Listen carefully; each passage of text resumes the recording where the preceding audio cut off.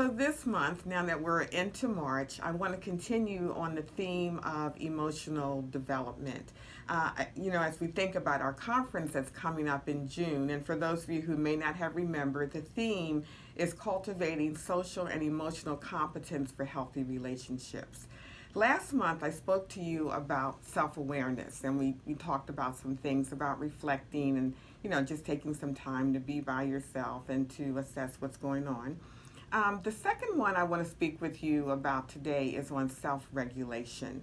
And self-regulation actually has three components. One of them is values, the other is accountability to yourself, and the third one is calm.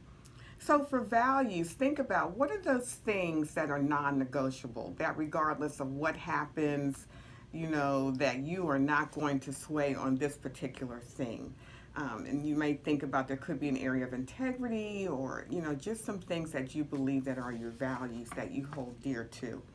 The other one is accountability to myself. And even though I like to think of myself as being perfect, I may be the only one that feels that way, I'm not. And I do make mistakes. And so when that happens, I need to take ownership to that, to admit a mistake and then redirect myself so that I don't repeat it the next time. And then the third one is to practice calm. As I speak to you today, I'm in the Ellen Richards room at the headquarters for AAFCS. It's a room it's very beautiful. It has a nice table and all kinds of lovely pictures around. It's a good place to just kind of come away in a hurried schedule and just to be calm. Recently, I purchased an Apple Watch, and one of the apps on it is a breathing app. So every hour, I get a little tingling on my wrist, and it says it's time to breathe. And it walks me through this exercise of inhaling and exhaling for a minute.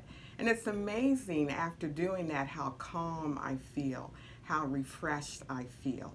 And so we all often need to take some time just to practice being calm in the midst of our hurried environment. So again, think about self-regulation this month.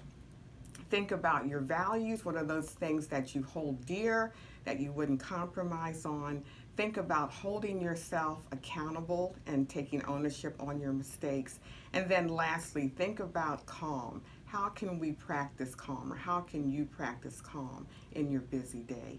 So I hope that these tips will help you as you work on your emotional intelligence. And I look forward to being with you again next month where we'll talk about motivation.